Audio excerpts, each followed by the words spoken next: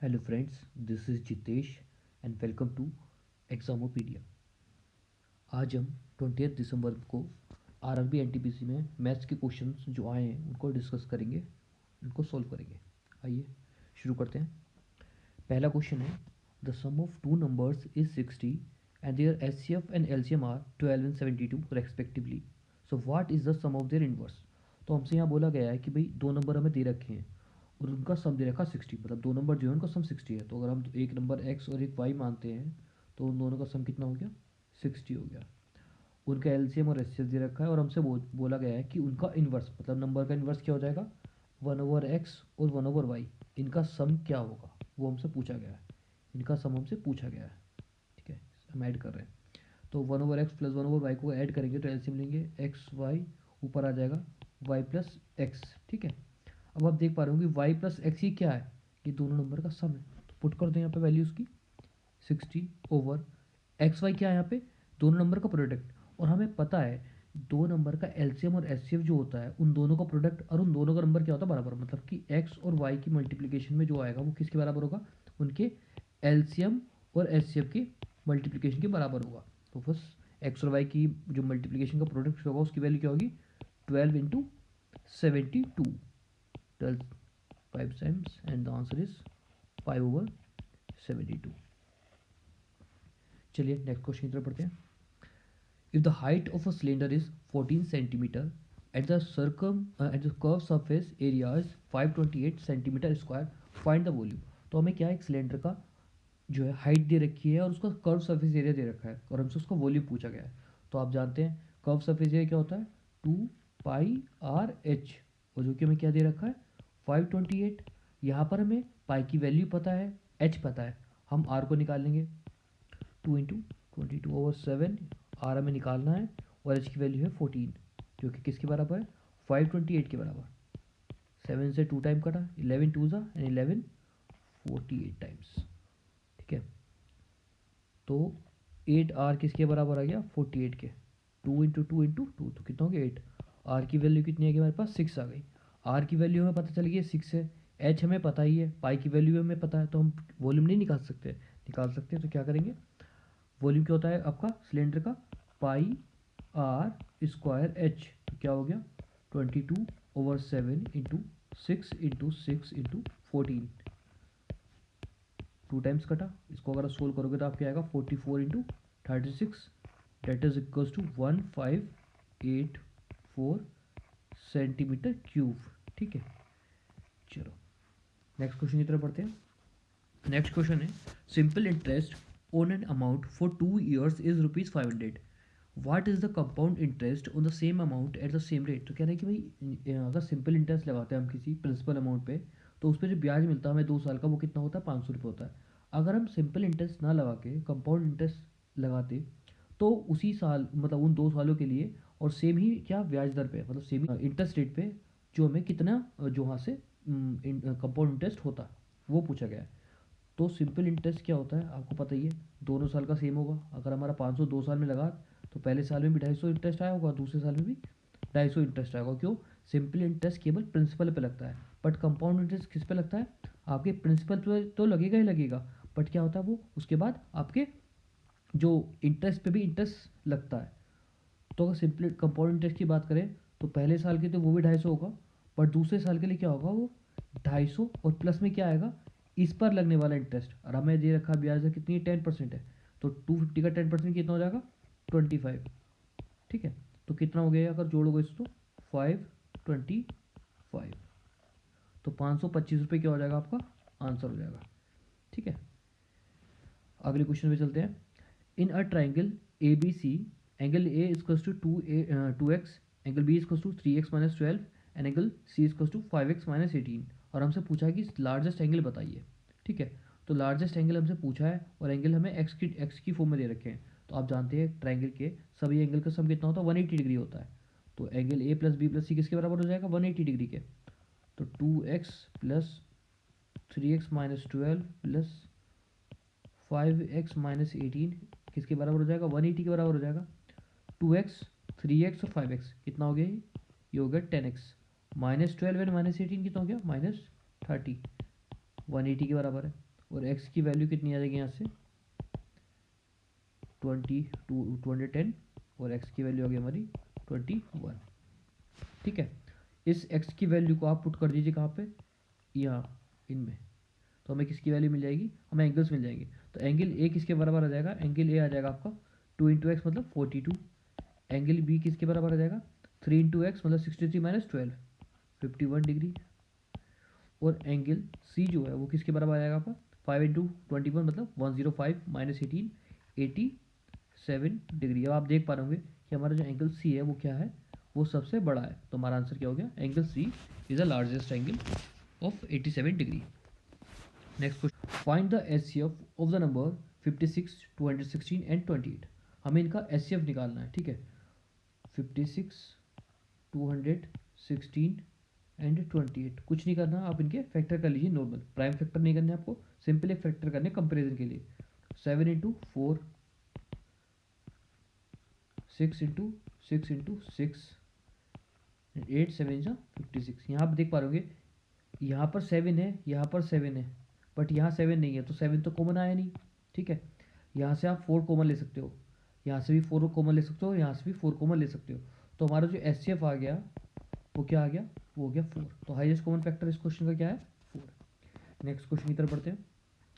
A rope is divided into 3 parts in such a way that the first part is 1/3। First part हमें 1/3 दे रखा है, and the second part is 3/10। Second part हमें 3/10 दे रखा है, और हमसे थर्ड पार्ट पूछ रहा है। थर्ड पार्ट जो होगा वो क्या होगा। ठीक है, तो इस तरह के क्वेश्चन में जब हमें पार्ट में डिवाइड किया गया है और वहाँ से मैं उसमें से मैं जो है एक पार्ट निकालना है, बाकी सारे पार्ट दिए हो रहे, एक पार्ट को निकालना है, तो उसमें आपको क्या करना होता है, या तो आप उसको 1 में से माइनस कर दो, मतलब 1 में से माइनस कर दो बाकी सारे पार्ट को। ठीक है, इसको सोल्व करोगे आपका आंसर आ जाएगा। ठीक है, या फिर सिंपल आपको क्या करना होता है, इस 10 की आप इधर मल्टीप्लाई कर दो और इस 3 की आप इधर मल्टीप्लाई कर दो। कहने का मतलब क्या है, 10 से आप कहाँ करोगे, ऊपर नीचे, मतलब 10/30। ठीक है, ऐसे ही 3 से इधर करोगे तो कितना आएगा 9/30। ठीक है, अब देखो यहाँ पे दोनों डिनोमिनेटर सेम हो गए ना, हमें बेसिकली डिनोमिनेटर सेम कर दे। जब डिनोमिनेटर सेम हो गए तो ऊपर वाले न्यूमरेटर को ऐड करो, कितना है 19। और 19 जो है वो 30 से कितना कम है, 11 ना, तो बस जो बचा हुआ पार्ट है वो कितना हो गया 11/30। ये क्या हो गया, हमारा आंसर हो गया। नेक्स्ट क्वेश्चन पे चलते हैं। There are 70 girls and 50 boys in a class. If 20% boys and 50% girls participated in an event, then what percentage of the total student participated in this event। तो कह रहे हैं भाई एक स्कूल में कितने बच्चे हैं, एक क्लास में 70 तो गर्ल्स हैं और 50 क्या है बॉयज़ हैं। एक इवेंट में जो है वो बच्चे जाना चाह रहे हैं। ठीक है, तो कितने बच्चे गए हैं, 20% तो बॉयज़ गए हैं, तो 50 का 20% कितना हो जाएगा, 50 का 20% हो जाएगा आपका 10। ठीक है, और 50% गर्ल्स गई हैं, तो 50% कितना हो जाएगा 70 का 35। तो कुल मिलाकर कितने बच्चे गए हैं, 35 लड़कियां और 10 लड़के, मतलब टोटल 45 स्टूडेंट जो वो कहाँ गए हैं, इवेंट में गए हैं। और हमसे पूछा है कि बताइए कितने परसेंट जो बच्चे वो इवेंट में गए। तो भैया टोटल बच्चे कितने थे हमारे पास, 70 लड़के और 50 लड़के, मतलब 120। 120 में से 45 बच्चे कहाँ गए इवेंट में, तो ये परसेंटेज में कन्वर्ट कर लेते हैं इसको।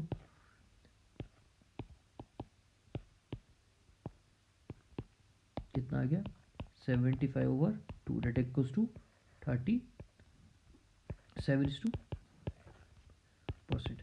37.5% जो है बच्चे जो स्कूल में है, जो क्लास में है, वो कहाँ गए हैं, इवेंट में गए हैं। चलिए नेक्स्ट क्वेश्चन करते हैं। X and Y can do a work in 12 days, Y and Z can do the work same work in 18 days, and Y and Z, यहाँ पे Y नहीं होगा, ये X होगा, X and Z can do the same work in 15 days, then how much time will they three together take to complete the work। ठीक है, तो हमसे बोला है X और Y साथ मिलकर काम करते हैं तो वर्क को 12 दिन में कर देते हैं, Y और Z उस काम को साथ मिलकर करते हैं तो कितने दिन में करते हैं, 18 दिन में। और जब Z और X उस काम को साथ मिलकर करते हैं तो कितने दिन में करते हैं, 15 दिन में। ठीक है, तो हमसे पूछा है कि बताइए X Y और Z जब तीनों साथ मिलकर काम करेंगे तो वो कितने दिन में कंप्लीट कर देंगे। तो इस क्वेश्चन में हमें क्या करना है, पहले सबसे पहले तो इनकी इफिशियंसी निकालनी है कि X और Y एक दिन में कितना काम करते हैं। ये तो डेज हैं, इतने दिन में काम करते हैं, हमें क्या निकालनी, इफिशियंसी। तो इफिशियंसी निकालने के लिए हम क्या करते हैं, पहले तो लेते हैं एलसीएम, टोटल वर्क। तो जो इनका एलसीएम होता है ना, जो जितने दिन में काम कर रहे हैं, ठीक है, तो डेज का जो एलसीएम होता है वो क्या हो जाता है, वर्क हो जाता है। ठीक है, वो क्या हो जाता है, वर्क। तो 12 18 और 15 का एलसीएम देखो क्या आएगा 180। अब एक्स और वाई अगर 12 दिन में काम कर रहे हैं तो एक दिन में कितना करेंगे, तो टोटल वर्क हमारे पास कितना 180, 180 को 12 से डिवाइड करोगे कितना आएगा 15। ऐसी वाई और जेड की एफिशिएंसी कितनी आ जाएगी 10, जेड प्लस एक्स की एफिशिएंसी कितनी आ जाएगी 12। मतलब क्या है, एक्स और वाई एक दिन में 15 यूनिट वर्क करेंगे, वाई और जेड एक दिन में 10 यूनिट वर्क करेंगे, जेड और एक्स एक दिन में 12 यूनिट वर्क करेंगे, क्योंकि टोटल यूनिट हमारे पास कितना है 180 यूनिट वर्क है, ठीक है। अच्छा, इनको जोड़ दो, इनको जोड़ोगे तो किसकी एफिशिएंसी आएगी, देखो यहाँ से कितना आएगा, यहाँ से आएगा 2x plus Y plus Z, ठीक है। और यहाँ पर कितना आ गया आपका 15 प्लस 10 25 प्लस 12 37। मतलब यहाँ से अगर मैं एक्स वाई जेड की वैल्यू निकालूँ तो X plus Y plus Z की एफिशिएंसी कितनी आ गई है 37/2। मतलब एक दिन में ये इतना काम करेंगे, एक्स वाई प्लस जेड जो है ये तीनों मिलकर एक दिन में कितना काम करेंगे 72/7। तो 180 वर्क जो है वो कितने दिन में करेंगे, तो बस 180 को डिवाइड कर दीजिए किससे 37/2 से, तो आंसर आ जाएगा आपका 360/2, वो 360/70 37, ठीक है। ये क्या हो गया हमारा आंसर, ये हमारा क्या है डेज, इतने दिन में ये तीनों मिलके क्या कर देंगे काम को कंप्लीट कर देंगे, ठीक है। चलिए नेक्स्ट क्वेश्चन की तरफ बढ़ते हैं। The ratio of the length and width of a rectangle is 2:1 and its parameter is 48 centimetre, then find the area. भाई एक रेक्टेंगल है, बहुत सिंपल क्वेश्चन है, एक रेक्टेंगल है वो दे रखा है, ठीक है। और हमसे बोला है कि उसकी जो लेंथ और ब्रेथ है वो कितनी रेशियो में 2:1, मतलब अगर लेंथ 2x है तो ब्रेथ कितनी होगी x हो गई। आपको पता है पेरीमीटर क्या होता है 2l+b, ठीक है। तो 2l+b क्या हो जाएगा हमारा, मतलब 2x प्लस एक्स का ट्वाइस किसके बराबर आ जाएगा आपका, पैरामीटर कितना 48। तो यहाँ से सोल्ड आउट करोगे आप तो x की वैल्यू कितनी आएगी, x की वैल्यू आएगी आपकी 8, ठीक है। x की वैल्यू जो 8 आई है उसको आप यहाँ पुट कर दो तो आपको साइड पता चल जाएगी, तो एक साइड आ जाएगी आपकी 16 और दूसरी कितनी आएगी 8 आएगी, मतलब लेंथ 16 हो गई और विड्थ कितनी होगी 8, ये किसकी रेक्टेंगल की। तो एरिया क्या होता है length into breadth, that is equals to 128 centimetre square, ये जो भी आपकी यूनिट है, यहाँ पर यूनिट नहीं दे रखी तो हम लिखेंगे यूनिट स्क्वायर, ठीक है। चलिए नेक्स्ट क्वेश्चन करते हैं। If the selling price of 80 items is equals to the purchase of 60 item, find the profit and loss percent। तो देखो यहाँ पे हमें दे रखा आइटम्स की 80 आइटम्स है और 60 आइटम्स है। तो जब भी हमारे क्या होता है आइटम्स के बारे में बात करते हैं, मतलब हमें प्रॉफिट एंड लॉस निकालना है और हमें आइटम्स दे रखे हैं नंबर ऑफ आइटम्स, वहाँ पे हमें वैल्यू नहीं दे रही कि भाई एक आइटम्स कितने का है। तो वहाँ पर हम जो भी आपका प्रॉफिट एंड लॉस कैलकुलेट करते हैं वो किस पे करते हैं सेलिंग पे, ठीक है। सेलिंग वाली तो जो भी सेलिंग प्राइस है वो हम किसको मानेंगे 80 आइटम जैसा हुआ है, मतलब क्या यहाँ पे दे रखा है कि 80 जो एस पी 80 आइटम्स का एस पी सेलिंग प्राइस है 80 आइटमों का, वो किसके बराबर है 60 आइटम के कॉस्ट प्राइस के बराबर है। तो आप खुद सोचो भाई मैंने जितने रुपये में 60 आइटम खरीदे हैं मैंने उतने में क्या बेच दिया 80 आइटम बेच दिए, तो ऑब्वियस बात है मेरे को नुकसान हुआ ना। तो कितना नुकसान हुआ, दोनों में देखो आइटम का कितना अंतर है 20 का, ठीक है। और जब अगर यहाँ पे हमें रुपीज़ दे रखा होता तो हम यहाँ पे लिखते हैं CP, ठीक है। बट क्या है यहाँ पे हमने दे रखा है नंबर ऑफ आइटम्स, इसलिए यहाँ पे लिखेंगे हम SP, और SP कितना है यहाँ पे 80, तो क्या हो जाएगा 20/80, और परसेंटेज में निकालना है 100, 25 का क्या होगा लॉस होगा, क्यों, क्योंकि भाई 60 अगर मानो कि वो जो है 100 रुपये में 60 आइटम लेकर आया था खरीद के, ठीक है।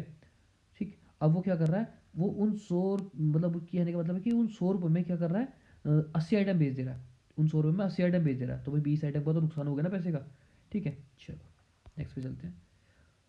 To pass an exam you should have 30% marks, तो पास होने के लिए कितने मार्क्स जरूरी है 30% मार्क्स जरूरी है। If a student has failed by 72% marks, तो 72 मार्क्स है वो फेल हो गया, बाई ब्रिंगिंग 20% मार्क्स, ठीक है। मतलब उसके मार्क्स कितना है 20% मार्क्स आए हैं और वो क्या हो गया 72 अंकों से फेल हो गया। तो एक चीज़ देखो उसे कितने परसेंट और लाने थे, उसको लेकर आने थे 10% उस पास होने के लिए, और कितने नंबर लेकर आने थे 72, मतलब क्या है कि 72 जो है वो किसके बराबर हो गया 10% के। और हमसे क्या पूछा टोटल मार्क्स पूछे हैं, ठीक है, टोटल मतलब 100% मार्क्स, तो ये 10% की वैल्यू का 72 है, तो 100% की क्या हो जाएगी दोनों को 10 से मल्टीप्लाई कर दो, तो कितना आ गया आपका 720 मार्क्स। तो 720 क्या हो गया टोटल मार्क्स हो गए, ठीक है, पेपर के। चलिए नेक्स्ट क्वेश्चन पर बढ़ते हैं। In a club the ratio of male to female is 2:3, तो मेल और फीमेल का जो है रेशियो दे रखा आपको 2:3। 300 female join that club plus 300 female, 300 female क्या कर रही है उस क्लब को ज्वाइन कर गई है, एंड द रेशियो बिकम 2:5। अब नया रेशियो जो है वो कितना हो गया 2:5 हो गया। अब ध्यान दो इन तरह के क्वेश्चन में क्या होता है, जब भी किसी कोई दो चीज़ों को रेशियो दे रखा है और उसमें से एक चीज़ को हम क्या कर रहे हैं, ऐड कर रहे हैं। तो जो चीज़ ऐड करी है वो तो चेंज होगी, पर जो ऐड नहीं करी है वो उसकी वैल्यू क्या रहेगी, सेम रहेगी। तो यहाँ पर तो हमें दिख रहा है ना कि भाई मेल जो है वो पहले भी दो थे और अब भी दो हैं, बट फीमेल पहले तीन थे अब कितने हो गए, पाँच हो गए। ठीक है, तो रेशियो में इंक्रीमेंट कितना हुआ, +2। ठीक है, बट अगर आप देखो नंबर्स में तो इंक्रीमेंट कितना, 300, मतलब जो रेशियो दो है वो किसके बराबर है, 300 के बराबर है। तो एक रेशियो की बात करूँगा किसके बराबर हो जाएगा, 150 के। ठीक है, मतलब एक रेशियो 150 के बराबर हो गया। ठीक है, तो मतलब पहले कितने, सबसे पहले जो स्टार्टिंग थे तो इनिशियल में कितने थे, तो 3 से मल्टीप्लाई कर तो कितना आ गया, 450। ठीक है, मतलब 3 से मल्टीप्लाई कर तो एक की वैल्यू का 3 है, सॉरी एक की वैल्यू अगर 150 है तो तीन की वैल्यू कितनी हो जाएगी, 3 इंटू 150, तो कितना आ गया, 450। तो कह रहे हैं जब शुरू में इनिशियली कितनी लड़कियां थी, कितनी फीमेल थी, तो 450। ठीक है, चलो नेक्स्ट क्वेश्चन करते हैं। The purchase price of an article is 75% of the face value. Face value क्या होती है, आपकी मार्क प्राइस होता है। ठीक है, फेस वैल्यू जो पेपर पे लिखा रहता है ना, जो मार्क होता है आपके। ठीक है, आपने देखा होगा कोई सामान पर अगर 100 रुपये लिख रहा है और वो मार्केट में आपको 50 रुपये की मिल रही है, 70 रुपये की मिली है, क्यों, क्योंकि मार्क प्राइस से हमेशा कम में ही मिलता है। ठीक है, तो कह रहे हैं जो फेस वैल्यू है, जो मतलब कॉस्ट प्राइस है वो कितना है, फेस वैल्यू का 75%। अगर हमने लिखा मार्क प्राइस हमारा कितना है, अगर 100 रुपये है तो कॉस्ट प्राइस कितना हो गया हमारा, 75 रुपीज़। ठीक है, आगे क्या कह रहा है, if you give 15% discount on the mark price. अब आप क्या हो, एक दुकानदार हो, क्या से आपने क्या करा, 100 रुपये की चीज़ को, जो उस पर लिखा था गत्ते पे 100 रुपये लिखा था, वो चीज़ आप कितने में लेकर, 75 रुपये में लेकर। ठीक है, और आपसे अब आपने क्या करा, उसको आगे बेचा। आगे कैसे बेचा, आपने जो मार्क प्राइस है ना उस पर, उस पर 15% का डिस्काउंट दिया। अब आप जब मार्क प्राइस पे 15 रुपये का डिस्काउंट दोगे तो सेलिंग प्राइस कितना आ जाएगा, सेलिंग प्राइस आ जाएगा आपका 85। मतलब कहने का मतलब है इतने का तो आप लेकर आए थे 75 का और आपने 85 में बेच दिया, तो कितने परसेंट का प्रॉफिट हुआ या लॉस हुआ, तो ऑब्वियस बात है आपने ज़्यादा में बेचा ना, तो प्रॉफिट कितने का हुआ, 10 का। ठीक है, और सीपी क्या था, 75 इंटू 100, तो 40/3% का क्या होगा, 40/3% का क्या होगा, यहाँ पे प्रॉफिट होने वाला है। नेक्स्ट क्वेश्चन है, on which amount the compound interest of 2 years at the rate of 15% compounded is rupees 3222। कह रहे हैं कि अगर 15% का हम क्या लगाते हैं, कंपाउंड इंटरेस्ट लगाते हैं, तो भाई 2 साल में इतना इंटरेस्ट आ रहा है। ठीक है, तो बताइए कि तो प्रिंसिपल अमाउंट क्या था, हमें प्रिंसिपल निकालना है, हमें प्रिंसिपल अमाउंट निकालना है। ठीक है, रेट हमें पता नहीं है, सॉरी रेट हमें पता है 15% है, 2 साल पता है, टाइम टाइम 2 साल है। ठीक है, और हमें कंपाउंड इंटरेस्ट पता है। तो अब अगर आपको तो इसकी सिंपल क्या है, 2 साल में हम निकाल लेते कि हमारा भाई इंटरेस्ट होगा कितना। तो 2 साल में इंटरेस्ट कितना होगा, 15% के रेट पे 15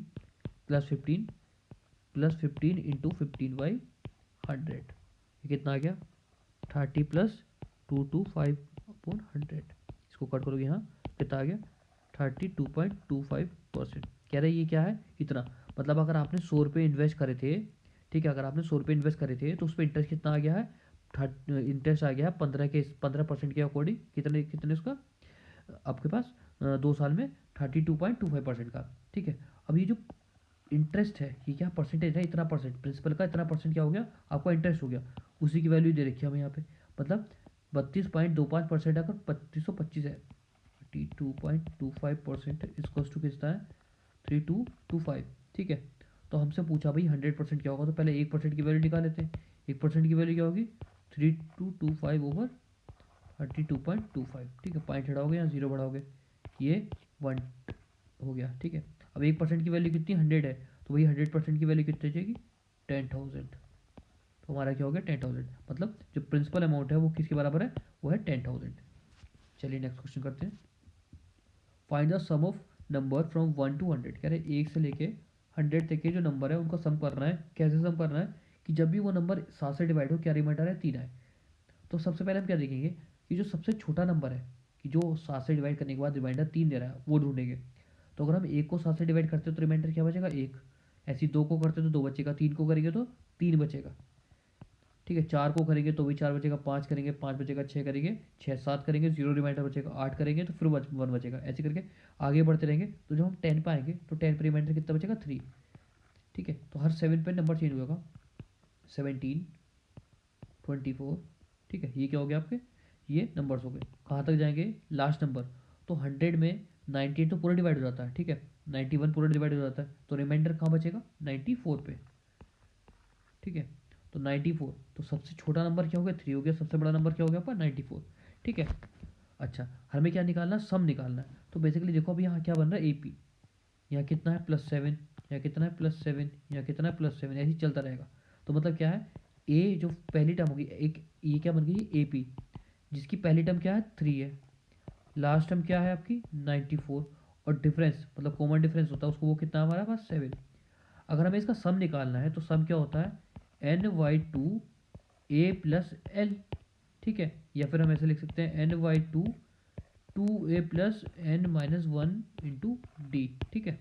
बट यहाँ पे हमें n तो पता ही नहीं है, तो n निकालने के वो क्या कैसे करेंगे, तो हमारे पास एक फॉर्मूला होता है, लास्ट टर्म क्या होती है a + n-1 × d। यहाँ पर हमें लास्ट टर्म पता है, फर्स्ट टर्म पता है, डिफरेंस पता है, तो ये n की वैल्यू आ सकती है, वैल्यू पुट करो। एन लास्ट टाइम क्या हमारे पास 94, ए की वैल्यू है 3, एन हमें पता नहीं, और डी कितना है हमारे पास 7। ये इधर जाएगा कितना हो जाएगा 94 - 3 91, और ये 7 इधर जाएगा डिवाइड में आ जाएगा तो 7, और n-1, तो n की वैल्यू कितनी जाएगी 14, 13 7 91, और इधर आके 1 प्लस हो जाएगा तो कितना हो गया 14। n की वैल्यू 14 आ गई, हमें लास्ट टर्म पता ही है, ठीक है, l का भी क्या मतलब होता है लास्ट टर्म होता है, ठीक है, और हमें फर्स्ट टर्म पता है, तो हम यहाँ पर सम निकालेंगे। तो सम क्या हो जाएगा n है हम आपके पास 14/2, a है 3, और लास्ट टाइम क्या हमारे पास, लास्ट टाइम हमारे पास 94, कितना हो गया 7 × 97। इसको सोल्व करोगे तो कितना आ जाएगा 679। तो क्या है इसका आंसर 679, मतलब क्या है कि जो टोटल सम है ऐसे नंबरों का वो कितना है 679। नेक्स्ट क्वेश्चन पे आ जाते हैं। Is the ratio of adjacent angle of a parallelogram is 3:6। तो क्या है भाई, ये मान लो एक पैरेललोग्राम है, ठीक है, ये क्या है एक पैरेललोग्राम है, ठीक, इसका ये एंगल 3x हो गया, एडजेसेंट एंगल है दूसरा, ये कितना हो गया 6x हो गया। तो हमसे बोला है कि स्मॉलेस्ट एंगल फाइंड आउट करो, तो हमें पता है ना कि जो पैरेललोग्राम होता है उसके दोनों एडजेसेंट एंगल का सम कितना होता है 180 डिग्री। तो 3x + 6x को ऐड करेंगे तो कितना आएगा 180 डिग्री, और x की वैल्यू यहाँ से कितनी आ जाएगी 20। तो x की वैल्यू 20 आएगी, तो ये वाला एंगल आ जाएगा आपके पास 60, और ये वाला एंगल कितना आ जाएगा 120। अब आप खुद सोचो कि भाई कौन सा छोटा एंगल है, तो 3x आपका छोटा एंगल है, कितना हो गया 60। नेक्स्ट क्वेश्चन, यहाँ पर हमें दे रखा है 5 sin 15 degree into sec 75 degree plus 2 tan 45 degree. अब देखो sec 75 है ना, इसको मैं क्या लिख सकता हूँ, इसको मैं लिख सकता हूँ 90 - थीटा, ठीक है, 90 - 15 लिखूंगा, ठीक, तो 90 - 50 क्या हो जाता है सेक, कोसेक में चेंज हो जाएगा तो कितना हो जाएगा कोसेक थीटा, कोसेक 15 डिग्री हो जाएगा, प्लस 2 tan 45 कितना होता है 1 होता है, तो उसको मत लिखो 5। अच्छा ये कैंसिल आउट हो जाएगा, तो 5 + 2 कितना आंसर आ गया हमारे पास 7। नेक्स्ट क्वेश्चन करते हैं, कोस 3/5, सिंपल क्वेश्चन है, हमें tan थीटा की वैल्यू निकालनी है, कोस थीटा की वैल्यू में दे रखी है। कोस थीटा क्या होता है base upon base over hypotenuse, अगर ये 3 है ये 5 है तो ये कितना आ जाएगा 4 आ जाएगा। और हमसे tan थीटा पूछा, tan थीटा क्या होता है परपेंडिकुलर ओवर बेस, मतलब 4/3 क्या हो गया हमारे पास आपका tan थीटा आ गया। Next question, if sine A equals to 45, ठीक है, and then find the value of 1 + tan a over 1 + cot a। इसमें भी सिंपल है, आपको क्या करना है यहाँ पे ट्राइंगल बनाना है, ठीक है, यहाँ पर ए लिख दिया आपने, tan a क्या होता है perpendicular over base, sorry perpendicular over hypotenuse, तो परपेंडिकुलर आपकी 4 हो गई, हाइपोटेन्यूज आपकी 5 हो गई, तो बेस कितना हो गया 3। और हमसे क्या पूछा 1 + tan a over 1 + cot a, तो 1 + tan a क्या हो जाएगा, tan a हो जाएगा आपका 4/3 परपेंडिकुलर ओवर बेस, और कोट ए क्या हो जाएगा आपका बेस ओवर परपेंडिकुलर, ठीक है। इसको सोल्व आउट करोगे, इसको सोल्व आउट करोगे क्या होगा 7/3/7/4, ठीक है, ये यहाँ आ जाएगा और ये ऊपर चला जाएगा तो हो जाएगा 7 × 4/3 × 7, 7 से 7 को कैंसिल हुआ और आंसर क्या होगा हमारा 4/3। चलिए नेक्स्ट क्वेश्चन की तरफ बढ़ते हैं। नेक्स्ट क्वेश्चन है अपना, eight what annual rate of simple interest a sum of rupees 40,400 in 2 years and rupees 15,600 in 3 years 3.5 years will it happens। कह रहे हैं कि किस रेट पे, हमसे क्या पूछा, हमसे रेट पूछा है, रेट क्या होगा, कब रेट क्या होगा, जब हमारा कोई प्रिंसिपल हमारे पास पैसा है, ठीक है, उस पर 2 साल का जो सिंपल ब्याज होता है वो कितना हो जाता है, मतलब ब्याज लगने के बाद अमाउंट कितना हो जाता है फाइनल, वो हो जाता है 14,400। और कह रहा है जब 3.5 साल हो जाते हैं तो वो कितना हो जाता है 15,600। तो कितने साल का गैप हुआ, 2 साल और 3.5 साल में, 1.5 साल में। तो कहने का मतलब है 1.5 साल को हम 3/2 लिख सकते हैं, 3/2 साल में, 3/2 साल में कितना डिफरेंस आ गया, मतलब इंटरेस्ट कितना मिला हमें, इंटरेस्ट मिला आपको 1200 रुपये। ठीक है, तो यहाँ से हम निकाले थे 1 साल का, तो 1 साल का इंटरेस्ट कितना आ गया, 800 रुपये आ जाएगा। ठीक है, सोल्व कर लेना, 800 रुपये आएगा। ठीक है, जब 1 साल का 800 रुपये आया है तो 2 साल का कितना हो जाएगा, 2 साल का हो जाएगा 1600। ठीक है, तो अब देखो 2 साल के 1600 को इंटरेस्ट जोड़ने के बाद ये 14,400 थे ना, तो यहाँ से आप 1600 घटा दो, घटा दोगे तो कितना बचेगा, 1280। ठीक है, तो 12,800 रुपये जो है वो क्या था, प्रिंसिपल अमाउंट था, और उस पर इंटरेस्ट कितना लग रहा है 1 साल में, 800 रुपये। ठीक है, इंटू 100, तो ये क्या आ जाएगा, हमारा रेट ऑफ इंटरेस्ट आ जाएगा, कितना आएगा, 25/4%। ठीक है, ये क्या आ गया, आपका रेट ऑफ इंटरेस्ट आ गया। चलो नेक्स्ट क्वेश्चन करते हैं। The sequential discount on an item is 20% and 10%, then find the equivalent discount. तो जब भी आपको सीक्वेंस डिस्काउंट दे रखा हो, मतलब एक के बाद एक डिस्काउंट दे रखा हो, तो आपको क्या करना होता है, डिस्काउंट है 20% प्लस 10% एंड माइनस आपका क्या हो जाएगा, 20 × 10/100। ठीक है, 0 से 0 कैंसिल, 20 + 10 कितना होगा 30, और -2 मतलब 28। तो जो एवरेज डिस्काउंट है वो कितना हो जाएगा, 28%। नेक्स्ट क्वेश्चन पे आते हैं।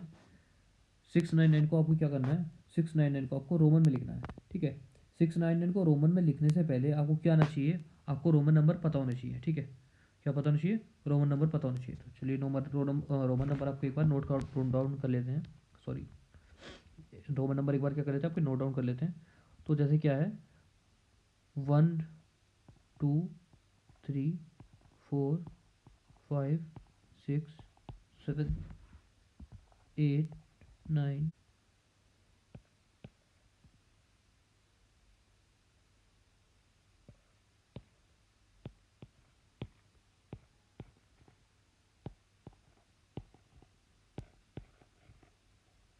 ठीक है, तो 10 20 50 100 500 एंड आपके 1000, इसको हम लिखते हैं। तो आप 1 को क्या लिखते हो, 1 को आई की इस तरह से लिखते हो, 3 को इस तरह से लिखते हैं आप, 4 को इस तरह से लिखते हैं, 5 लिखते हैं आप इस तरह से, 6 एक एक्स्ट्रा कर देते हैं, 7 में 2 लगा देते हैं, 8 में 3 लगा देते हैं। ठीक है, 9 कैसे लिखते हैं, पहले 10 देखो, 10 को हम ऐसे लिखते हैं और 9 में उससे पहले 1 लगा देते हैं। ठीक है, 20 में डबल हो जाएगा, 50 को हम किससे लिखते हैं, एल से, 100 को सी से, 500 को डी से, और 1000 को हम किससे लिखते हैं, एम से। अब हमें 699 को क्या करना है, रोमन डिजिट में लिखना है।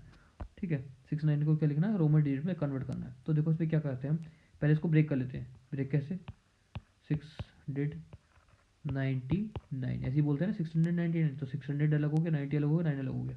ठीक है, अब देखो क्या करना है, 600 को हम क्या लिखेंगे, तो 600 क्या है, डी में अगर हम एक सी ऐड कर दें तो क्या हो गया, डी सी। 90 को हम क्या लिखेंगे, 90 मतलब 100 में से 10 कम कर दे, तो 100 क्या है, सी, और 10 कैसे कम होंगे, एक्स लगा के। 9 क्या होता है, 9 को अब लिखना आता ही है। ठीक है, इनको सबको एक साथ लिख दो, ये क्या हो गया हमारा इस रोमन नंबर का आंसर हो गया। ठीक है, चलिए नेक्स्ट क्वेश्चन की तरफ बढ़ते हैं।